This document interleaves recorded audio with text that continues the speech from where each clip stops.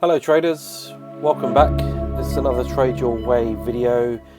Today we're going to be talking about indicators, which ones I use specifically and why I use them. So let's dive straight in. Okay, so I've got a chart here. It doesn't matter which instrument, it's more about the indicators.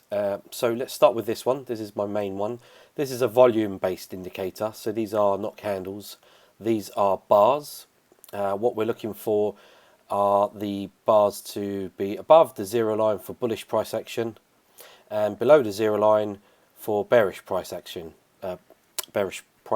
So when we're looking at the start of a bullish move here, so we have a double bottom, and it made a little bit of a move up and then we pulled back. So what I was doing, I was just monitoring this move back up to retest that previous structure. So in order to do that, I was looking at the price action where momentum, you can see here, we call this momentum. It dropped below the zero line and it started to take a nosedive down, and we had 1, 2, 3, 4, 5 positive red candles.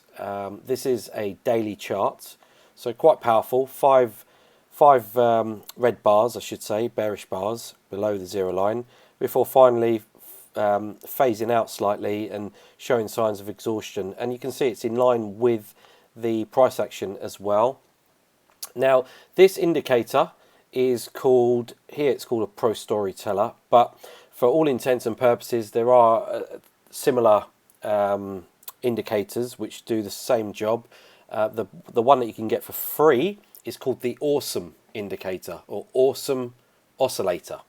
The settings for which are 5 and 34. So hopefully that helps you when you're looking for it on perhaps your trading view charts, or in your trading view indicators, for example. So this one here just has this little extra feature which allows me to spot divergence. So it's useful for when I am trading my divergent strategy, which we'll talk about in a moment. For the moment, I just wanted to highlight this price action. So it tells us when there's exhaustion.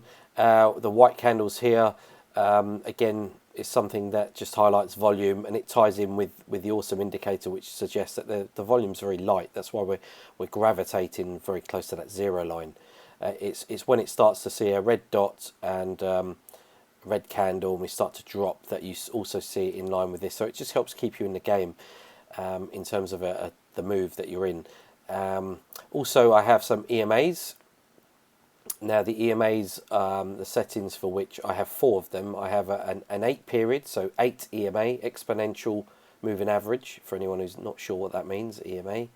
I have an 8, as I say, a 21, a 50, and a 200. So there's no 100 in between, it's just 50 and a 200 are the main ones when we're looking at these higher time frames. And you can see the way it's come down, brushed the 200 EMA, and then it's off it's gone. The 8 period moving average, the 8 EMA, looks to serve in identifying a trend and keeping that trend alive. So you can see specific times, multiple times, where prices sort of bounced down off that EMA and bounced up, and it's just like cushioning the price action, which is quite nice, really. It's beautiful. It helps just keep the trend alive. In certain instances and circumstances, you'll have like this, like a spike down, a bit of a deeper push, and so then you have the 21 moving average EMA. Some people use a 20. I just opted for a 21. There's very little difference, in case you're wondering. I think most standard default EMAs will be set on as a 20. So yeah, that serves to just keep the trend alive, or keep you in the loop in terms of knowing which way the markets are going. Above the EMAs, quite simply, it's bullish. Below the EMAs, in this instance here, where it crossed over, so it tested, rejected, but eventually it did breaking these 8 periods moving averages and the 21, and in fact you had the 8 crossing over the 21, which was a good sign as well. And so then it became bearish, and so my candles are red. Here above, everything is bullish. There's a clear path to the upside. There's no interference in terms of EMAs or anything like that. So that's what those EMAs serve to do, to help us stay in a move, or identify when perhaps there is going to be a change in trend or movement. And you can see here with consolidation, we're just dancing around that those EMAs where they started to consolidate and everything was tight. So we wouldn't trade here. There's no trade set up here as such. If you're using an EMA for confluence, for a reason to get in or out of a position, you'd probably be waiting for price to make a decisive move either to the upside or downside. So I use EMAs to add extra confluence, extra value, and bring them to incorporate them into my strategies.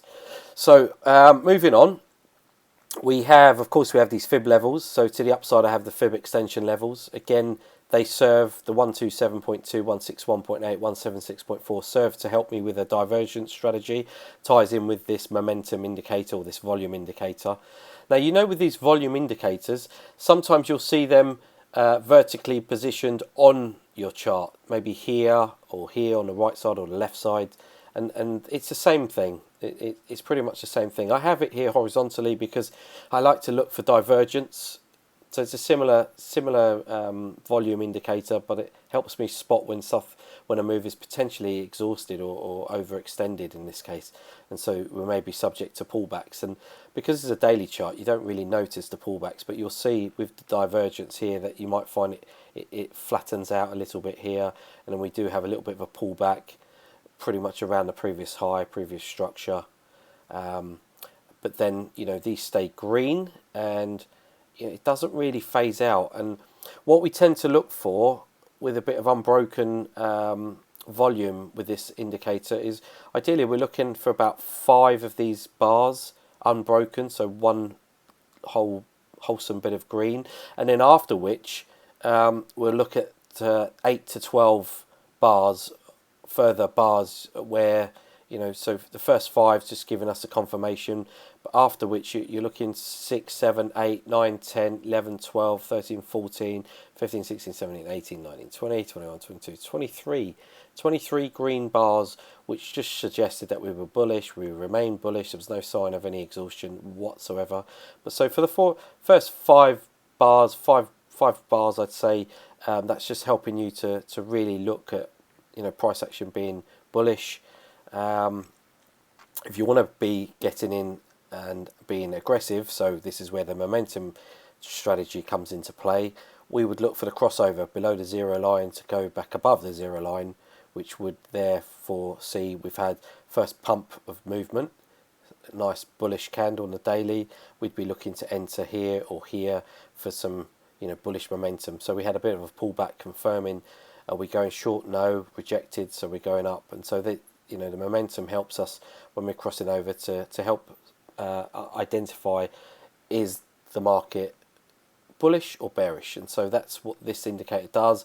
We're using the EMAs as well, and we're using the fibs to bring it all together, package it all up to provide us with what we call the momentum strategy. I'm not going to go into strategies in too much detail, just going to mention them. We do have I have made separate videos, strategy videos. So, but this indicator video just serves to bolster that information and to provide you a bit of clarity, because I know people will be looking at those strategy videos and thinking, yeah, but those indicators, I'm still not sure on how they work and how they operate and how they use. So that's how we do it.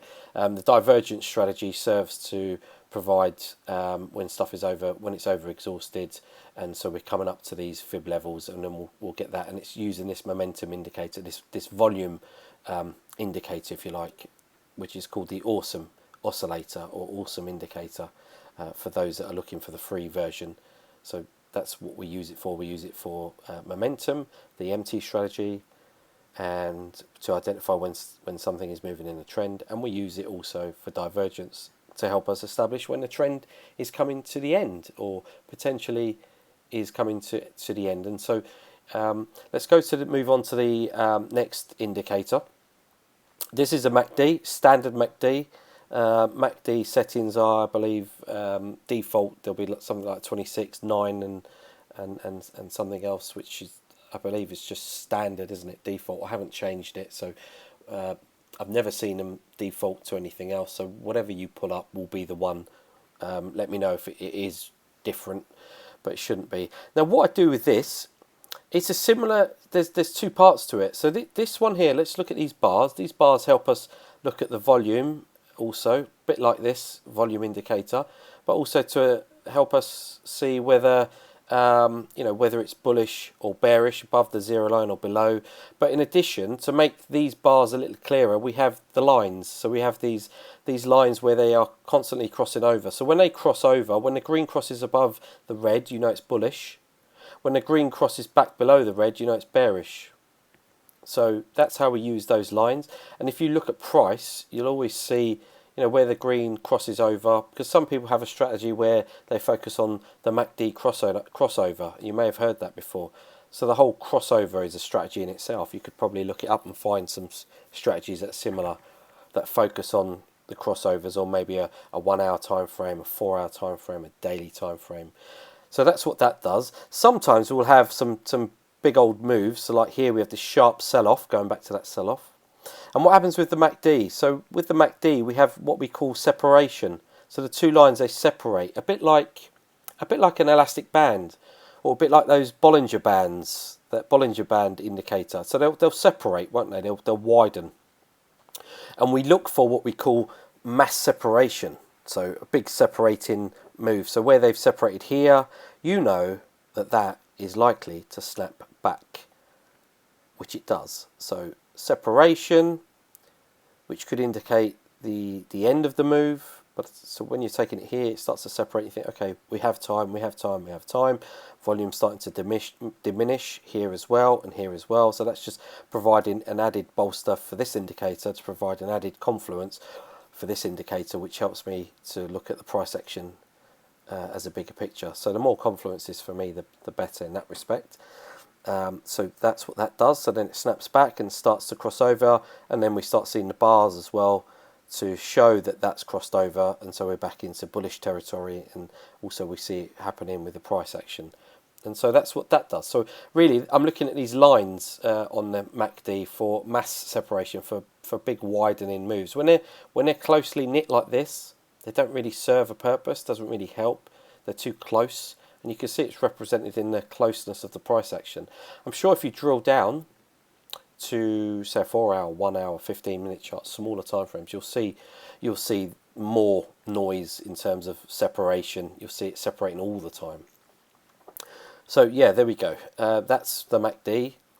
Now moving on to my last indicator, you can find a free version of this, which would be the closest thing to this is a stochastic. So not necessarily an RSI, because people like to use an RSI, but a stochastic, and the settings for which would be 2, 2, 2. Stochastic 2, 2, 2 are the settings, which is quite nice and clean. And what that serves to do is I have two zones, an overbought zone and an oversold zone. So this is called a pro OBS indicator, overbought, oversold OBS. But for all intents and purposes, stochastic with the settings 2, 2, 2. What I've done is I've put a halfway line, 50% mark, so I know where the halfway is, just to highlight it. And then we have 80% to 100% is the overextended, and then we have the 20% to the 0 is the oversold, as we say, oversold and overbought.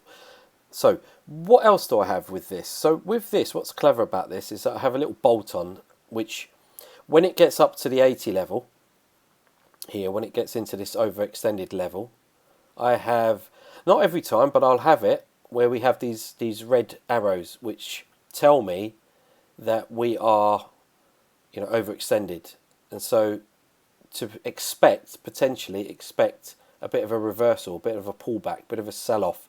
And sure enough, we get that. So this is a daily. So when we get it on the daily, overextended on the daily, it's quite powerful because we always look at the high time frames. So it's very powerful for me. It's relevant. You know, I'll consider things above, 1 hour, 4 hour, daily, weekly, monthly. I'll consider this indicator, stochastics, telling me when something is overextended. And so that's what that serves to do. And so with the added little bonus here, I'll get a little red dot. We don't need the red arrow. You don't need a red arrow to tell you that that's overextended. You just have to use your eyes and look at your indicator and say, oh, it's overextended. And this is a daily chart, so it's overextended. So it might pull back, and it does. Pulls back there, tests, retests, but then it does drop. So it drops, and it does retest the previous low. Now, if we looked at this, to take it the next day from around 7,770, and it drops down to retest the previous low, for argument's sake, we could have had a good 100 pips. I may as well tell you, this is the Aussie dollar. So with the Aussie dollar, you consider, as with anything you trade, you consider what's the likely movement for that pair. So what is the average true range? So we can say that generally speaking, the Aussie dollar might move about 70 pips on a given quiet day on average. So that's not bad. So it's important to know that information as well, to add in terms of your confluences, in terms of understanding price action. So you need as much information. Intel, it's about the intel, which tells you. So although we're going to go short, if it moved like 50 pips off here, you'd be happy with a 50 pip move off the Aussie dollar to short it, because you know that is that's within the average range of how the Aussie dollar moves.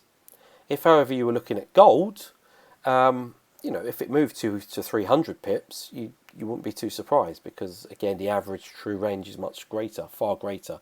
It's very hard at the moment to get an average true range reading on gold, because over the last year in particular, it has been making some mammoth moves, some huge price action, huge moves. So suffice to say that we know that a 50 pip move on gold is little, and it's nothing. But yeah, there we go. So we watch the price come down, and we can see that this comes down to exhaustion, and then it's oversold, overextended, and sure enough, we start seeing, as this turns, as this starts to show depletion maybe, or here we're still showing that potential here is bullish with the green dot on the red bar. It's only here where we started seeing maybe prices going down, but we're not seeing divergence yet, because volume's going down and we've not really gone up. We still haven't broken out of this high, so we're still showing potential for bearish downside. So that's why I've got arrow, arrow, arrow, because it's literally come up into this area of overextended again. So when it was down here, we didn't see an arrow down here. We didn't get an overextended arrow, because it didn't close. You have to wait for the end. You have to wait for the end of the day. You have to wait for the close of that candle. So if it's a 4 hour, you have to wait to the close of the 4 hour. If it's a 1 hour, you wait for the close. So all of these strategies and all of the indicators I use on the high time frames, no lower than a 1 hour chart for intraday day trading as a rule. Now I do look at a 15-minute chart. I do look at a 5-minute chart. I may look at the smaller time frames. But do I take that information that I'm, in terms of my strategies and these indicators, am I relying heavily on those indicators on the smaller time frames? No, not really, because everything can change. 15-minute time frame, everything can change in 15 minutes. That's quite quick in terms of changing. Whereas this is a daily chart, so we're waiting for the whole day to play out and close before we decide to act on it. So we've had, this is Thursday, the 21st of January 2021, today. And currently we're still showing potential for this to drop. Yesterday and the day before, so Wednesday and Tuesday, we saw some potential for a drop, a sell-off. We're kind of toying with these EMAs. They're still providing support.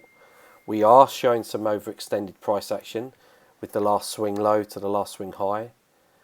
So really now we're just being a bit patient. We want to see if we're going to see a bit of diminished volume, but the volume is starting to read again as showing, look, there's some renewed volume coming in. So for me, not everything is quite matching up. We're still showing here though that potentially we could still be bearish, because the green line is below the red, but that is trying to go back up. This separation's being retraced, so we're looking at this potentially going up to test that red line, cross over. If it crosses over, we'll get some green candles and we may see some renewed buying. So it's all, we're watching with interest, because we are sideways and we have sort of consolidated now. So looking really, we've got some indicators to suggest that we may drop off, which is very, very, very interesting. So hopefully that's helping you understand these indicators that I use and the tools that I use as well, in terms of EMAs and fibs. You can also add some trend lines, which I do use as well. stuff like stuff like this. So we take the last swing low, we take that current high, and we'll just look at 2 points of contact. We're looking for a third point of contact. But again, EMAs and trend lines all pretty similar in terms of serving to give you the same information. So hopefully that helps. There's also order blocks and supply and demand zones. So this area here was a supply zone, but it didn't play out and it went up. So I haven't got it on there because it's not relevant. Whatever else floats your boat in terms of indicators, but I just want to focus on what I use. And as you can tell, I mean, it's a 20-minute video I've done, and it's pretty much explaining quite a bit. There's quite a bit that I do use. It's not like I'm just using one or two things. There's quite a bit of information that I'm getting, that I'm gathering from all of this. So it's about intel gathering. It's about then stalking the price action and seeing when the price does make a move. We apply one of our 3 strategies, and we use our indicators to gauge how help us enter those trades. So hopefully that's been helpful. If you need anything, please just telegram me. It is at Alex, or at ALX_TYW. So at Alex at Trade Your Way. That's what it stands for. That's my Telegram handle, my username.